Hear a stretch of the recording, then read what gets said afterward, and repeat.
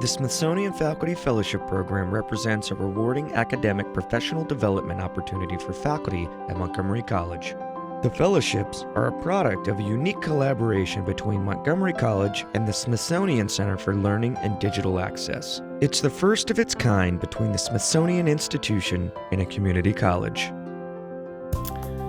Sarah Kate Jorgensen grew up in Southern California and attended UC Berkeley, where she studied the anthropology of art. After working on the relationship of tourism and art in Nepal, she moved to New York, where she worked at Sotheby's. After Sotheby's, she received her MA in Art History and Museum Studies at City University of New York. She is a founding member of a women's art collective and is also a docent at the Smithsonian American Art Museum.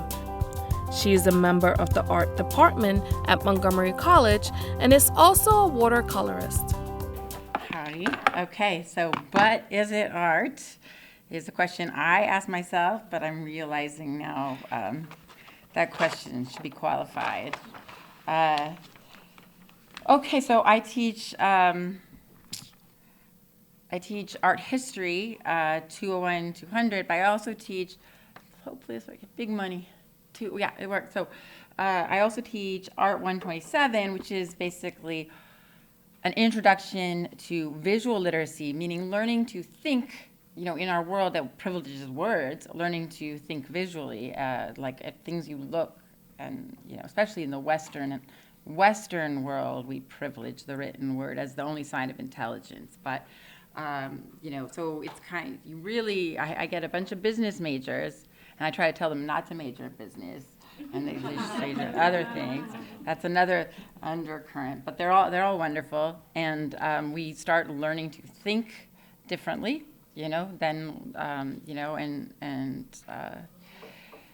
analyze what we see and use words to describe what we see and give evidence based on that. And so it's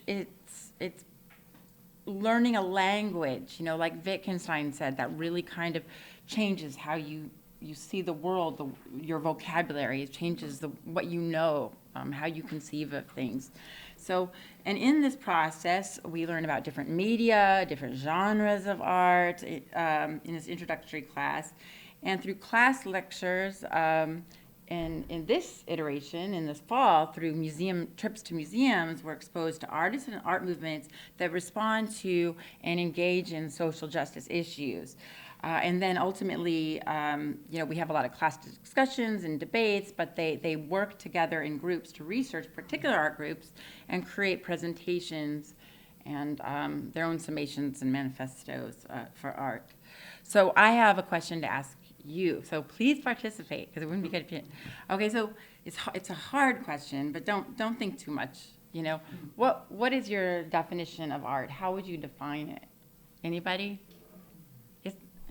Yeah. So this is an Andy Warhol quote. Oh, great. He says, "Art is what you can get away with." It's a very good point.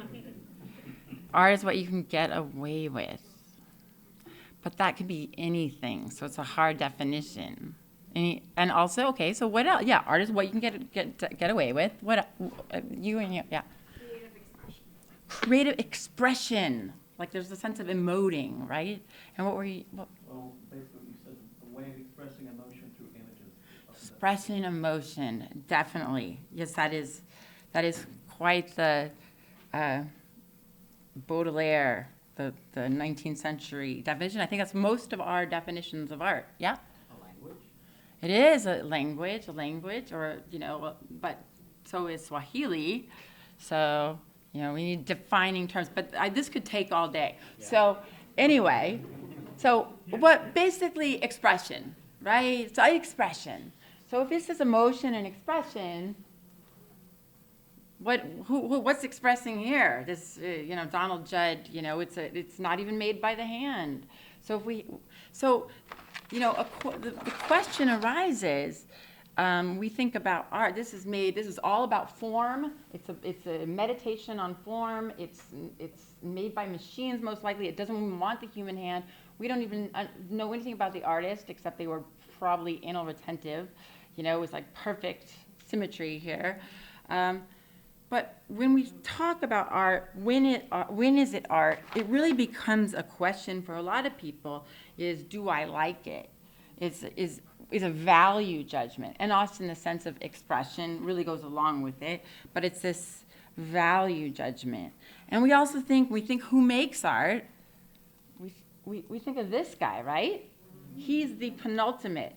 You know, he's out there, his hand expressing, emoting all across the page. It's a very post-Renaissance, 1800s idea of the artist. But then there are Tibetan mandala makers. Traditionally, early Tibetan mandalas, they were valued not by who did them, but by what monastery they came from. And they're all pre-prescribed. You know, there's only certain designs, just like in Navajo sand painting, and they all have medicinal aspects to them. And they're done, they're focused, they're foci for meditation, but they're also used, their pigments or their sand are used in healing. So we're looking at different makers, different definitions of art, and different ideas of the artist. One who's present, and that's all we care about, and one who's, we don't even know. So it's like with all these, more than this, with and none, and to say anything about social justice, but with all these ideas of what art can be and what it means to be an artist, how do we conceive of art's role in important social issues such as social justice? And maybe we should even say, what is social justice? I think it takes many forms, but, Sean said to me, last semester that it's, about a struggle to have access to like a good quality of life for everyone. So that encompasses issues, a variety of issues that are economic, that are racial, that are environmental, that ascribe to gender, education, broad. But it ultimately has to do with this idea of fairness and the access to having a good life. So any look at social justice issues, when looking at social justice issues as they've been adopted by the modern art world, you have to begin with the modernists, because the history of art and the history of modern art is a history of art that kind of came with, for better or for worse, instructions. Sometimes you had to read more just to understand what you're looking at. So, but it is a history that interrogates social norms. And so we assess the avant-garde. Like here we see Guernica, who Picasso is using a restricted palette of grays and blacks and abstracted forms to make a searing condemnation of the violence of war, or violence particularly of Franco's collaboration with the Nazis. So, but he uses, in what we've understood in visual literacy, certain really strong ways to make it a timeless speech, a timeless act of art. And then we have other art that we look at, like such as indigenous, the United Farm Workers, using this idea, the kind of going against the racism of the time to bring back this idea of Aztlan, this mythical place that Aztecs or Mexican, believe, or mythological place they find their ancestry. So this imagery of Aztlan to create strength in boycotting and the protesting farm workers. So we look at the use of printmaking and the distribution of them, and also we look at, we looked at feminist art interventions, Native American artists and movements and video art that surround problems with their own natural resources and their land.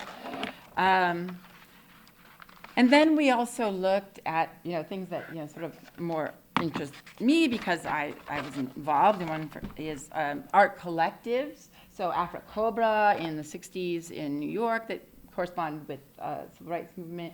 ASCO in Los Angeles, the Chicano Art Collective, the Theaster Gates now in present day in Southside Chicago. All of these were artists who worked in their community, not necessarily sometimes to provide art education, and other times to even help people get Social Security cards or tutoring, or a in South Central Los Angeles. One artist is not only doing tutoring, he's doing job training. So it's like artists who are putting their money and time into social justice issues, or social justice practice informed, like Osco's presentations in the streets of LA. And so we look at the ways that other ways through collectives that artists use their resources to the communities maybe they come from.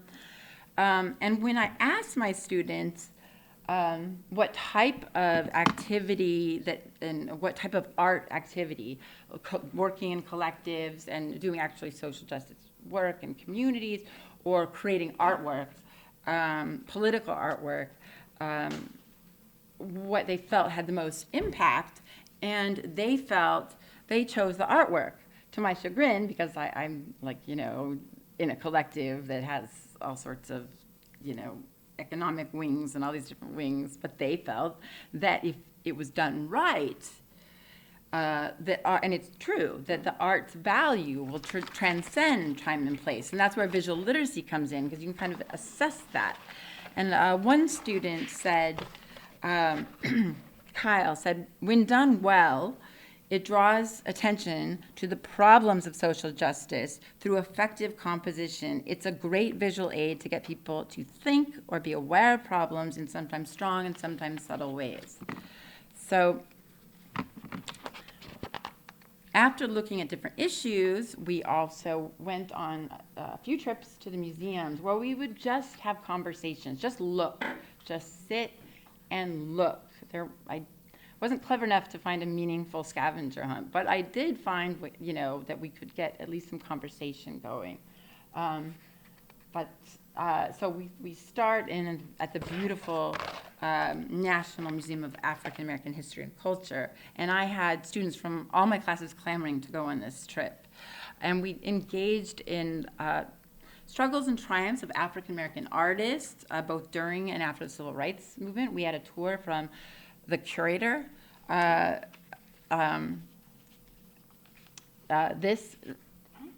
Cool. So this piece rotates and plays like Sun Ra, and it is supposed to be, it has like parts of the podium from Obama's election. It's supposed to kind of mimic the Apollo. I forget what other parts, but anyway, I don't know. I wanted to tell you that because this was previously the person who created this taught at Montgomery College, and then we looked at. I want to say just this. So, she was giving a talk, but this piece. See this piece? This is Barclay Hendricks. He's an unsung painter. Now, you've probably seen by now the portrait of Barack Obama, this Kende Wiley. Kende Wiley, he doesn't even paint his own, other people. He's got assistants. But he cops all his style from this guy. The isolated forms, the dandies, the people that are dressed up in dandies. This man died recently, but he is an unsung hero, and people, more should be said about what he gave to the art worlds, because there would be no Kehinde Wiley without this Barclay Hendricks. And again, we also looked at Emmett Till. The reason why we looked at him is because we talked about this controversy. Dana Schultz, a white woman who portrayed Emmett Till's open casket in the Whitney Biennial, and then I had two sides of the class debate what they felt about that, but coming to this museum informed that and gave it more poignancy. And then we went to the Smithsonian Museum, where we discussed artist responses to Native American genocide, to urban isolation. There's one really moving piece on the 2015 shooting, among other things. So, someone took pictures from me, and unfortunately, I'm in a lot of them. I said take pictures of the class, and you think it's like, that's not what I intended. But, I was like, I wanted the art and the people, whatever. So this is Portrait of Mananja. Just look at her. What kind of vibe does she give off? Comfortable, that's for sure. She's not paying attention to us either. Very self-composed. So we talk about the Japanese internment and climate change. For your Sackler, we talked about ethnic contributions along the Silk Roads and different varieties. And on visiting the museums, a student said, it is a much deeper experience to view the work of art in a museum setting than just to see it on the computer screen.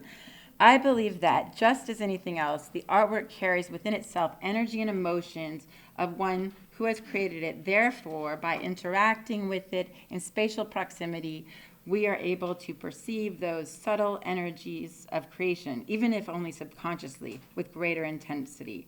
And she said these close encounters are particularly relevant for art that is created in social justice content, so that we become silent witnesses of human endeavors, of events, just and unjust, that can guide us as a collective through the process of paving the way towards a better future. This is an older student.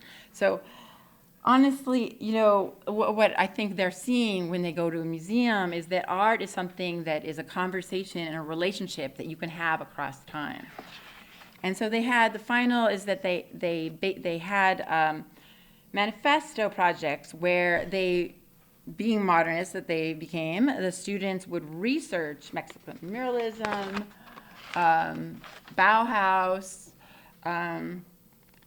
and third-wave feminism, AIDS activism, and then come up with manifestos based on it. Based on our observations of how the Bauhaus art collective operates, it's safe to say that the institution believed in the cooperation of viewpoints that have always been opposites, and setting aside differences in an environment that doesn't discriminate based on race, values, and artistic vision. Okay, so that's one of them.